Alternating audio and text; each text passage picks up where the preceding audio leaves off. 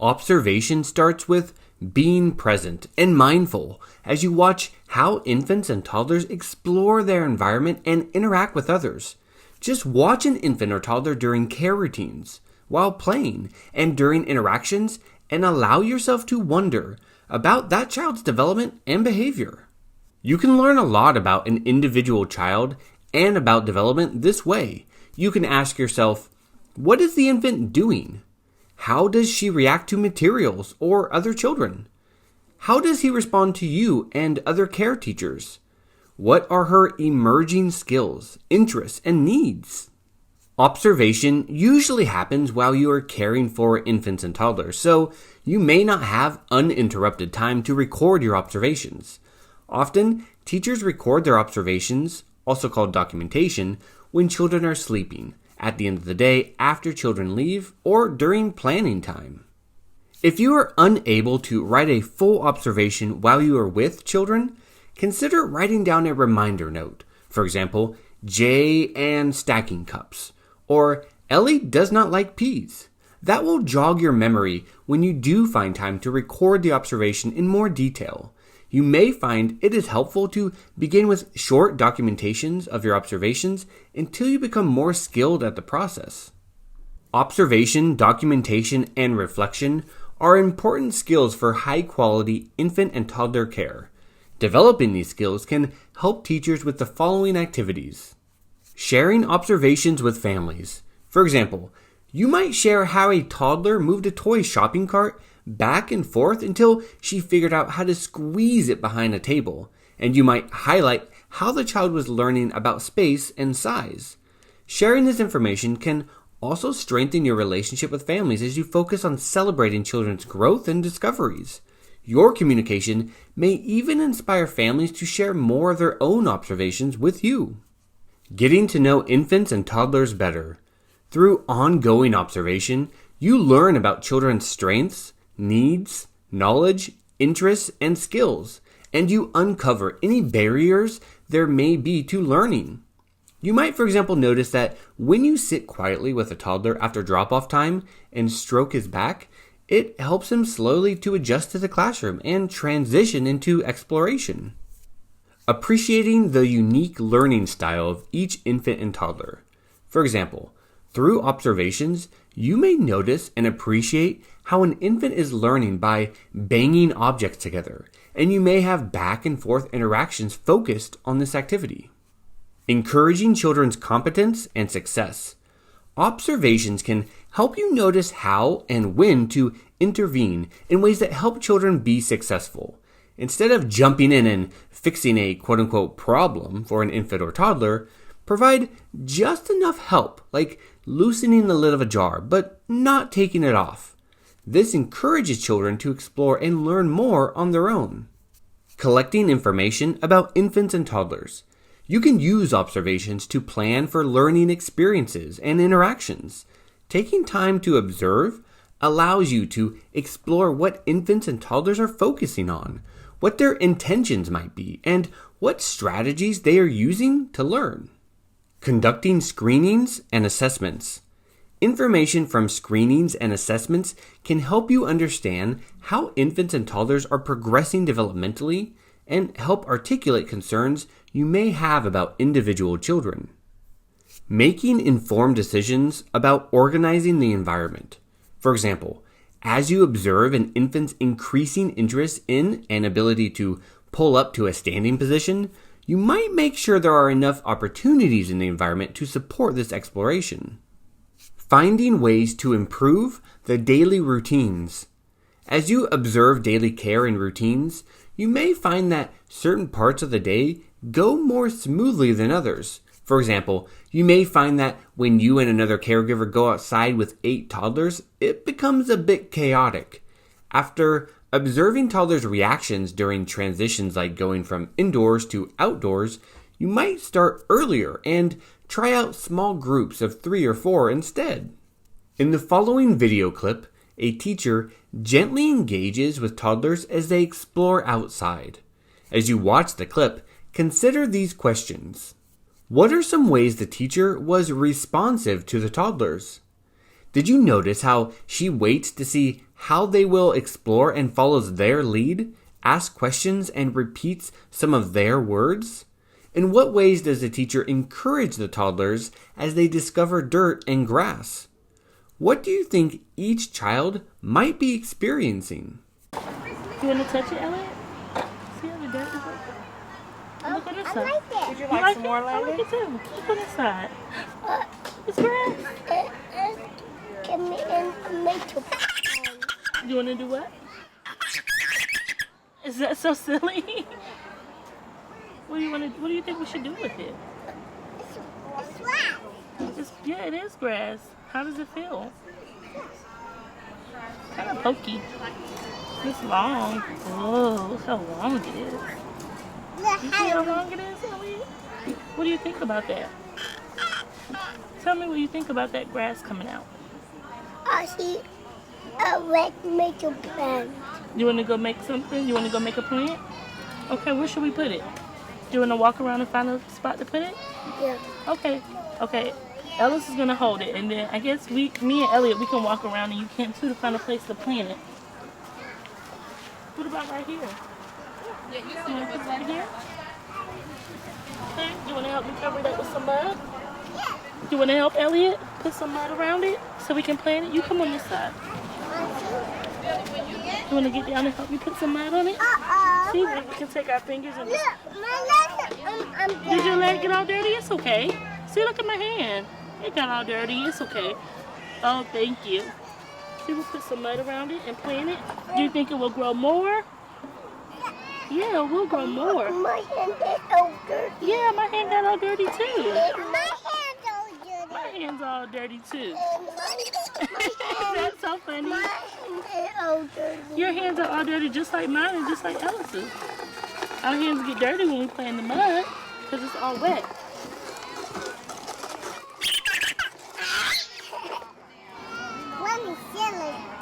We have to come back and check on it, okay? And make sure it's growing. My daddy made a plant every going down, boom, boom, boom. Your daddy made a plant? Yeah. Yeah. I plant. We made a plant too. We'll have to come back and check on it. And a big one make a big one. It will make a big plant.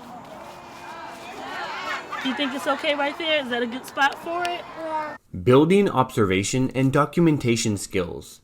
Find your preferred approach. Through ongoing practice, you can build your observation skills and develop different ways to document and interpret your observations. With practice, you can find the easiest and most comfortable way to fit it into your daily work with infants and toddlers. Just as you individualize care for infants and toddlers and their families, it is important to consider what works best for you as you collect observations and documentations throughout the day. Different documentation styles work for different teachers, childcare settings, and times of day.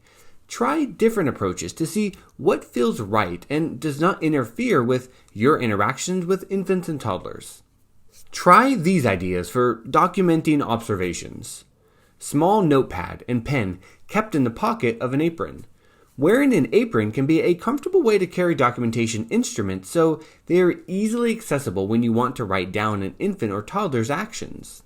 Sticky notepads kept around the room. You can write individual observations on separate sticky notes, place them in a central location, and at the end of the day, take a few minutes to organize the notes in a meaningful way. Taking photographs or short videos after getting parents' consent is an easy way to document infants and toddlers' learning and development. This technique is most effective when paired with written notes that help explain images and/or video clips. File folders with blank pages. This is a good way to organize your notes to make sure you capture meaningful information for every infant and toddler. You can keep a folder for each child with blank pages clipped inside for writing notes. If using individual folders throughout the day is too difficult, you can use the folders instead as a place to organize the notes as you write on sticky pads or note cards. Older toddlers' artwork and writing. These work samples can give insight into children's development, which can help guide your planning. Child Observation App. A child observation app on a tablet or a smartphone allows you to type observations, take pictures, or take short videos. These apps are often connected with child assessments. Keep in mind that you can use more than one method. Each type of documentation captures a snapshot of the child in a certain way, and using more than one method of observation may help you create a more complete picture of each infant and toddler in your care. It is helpful to have places you can put notes, pens, cameras, or smartphones that infants and toddlers cannot reach, such as small shelves installed at adult eye level in different parts of the room and play yard. You may work in a program that provides tools and guidance for observation and documentation. Here are some suggestions to consider. Start with a focus. Pick an infant or toddler in your care to observe and make notes about what you see. Focus on a specific domain or goal to understand how the child interacts with peers or family, or when exploring objects. Use a checklist or other form to help you observe and track development. Choose a time of day to observe a child, such as during drop-off and separation from family members, or during outdoor play. If you have a teaching partner, ask for some help so you can take a few moments for observation. Just observe for a while, without looking for anything in particular, and see what you notice. Pay attention to your own responses and feelings. Focused observation can often help an adult feel closer to a child, and maybe even more empathetic to the child's experience. How does observing a child affect you? Observation is an important skill for infant and toddler teachers to learn. Improving your observation skills and reflecting on what you see throughout the day can become an important and useful tool for individualizing care, adjusting the daily schedule, documenting each child's learning, and planning meaningful curriculum. Reflection. For early care professionals, reflection is an important tool. In this context, reflection means the process of thinking deeply, either alone or with other professionals, about your work. Reflection, also called reflective practice, helps you to consider your caregiving practices and develop greater self-awareness so you can be more sensitive and responsive with children. Reflection can support your work to individualize care, embrace the cultural diversity of families, foster relationships with families, make caregiving routines more meaningful, appropriately guide children's behavior, and build effective partnerships with co-teachers and others with whom you work. A group of early childhood experts created the following characteristics of reflective preschool teachers. Infant and toddler teachers can use this list to set professional goals, keeping in mind the developmental differences between infants and toddlers and preschoolers. As you read each of the characteristics, reflect on your own practice and ask yourself in what ways you do or could do these things in your work.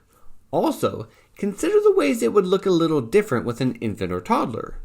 Examines his or her own reactions to children or their actions to understand their source. Is curious about children's play and watches it closely. Documents details of children's conversations and activities. Takes time to study notes and photos to puzzle out what is significant. Eagerly shares stories about children's learning with families and coworkers. Asks coworkers and children's families for their insights. Reads professional literature to learn more. Shows children photos and stories of themselves to hear their views. And changes the environment and materials to encourage new play and learning possibilities. Building time for reflection. All teachers can benefit from spending time in thoughtful, critical reflection. However, finding time for this practice can be a challenge. A good starting point is to consider time that already exists within your day. Here are some examples. Nap time. Before families arrive. After families depart. Staff meetings. In center-based programs, administrators can build in time during staff meetings to allow teachers to work in small groups or one-on-one. Curriculum planning time.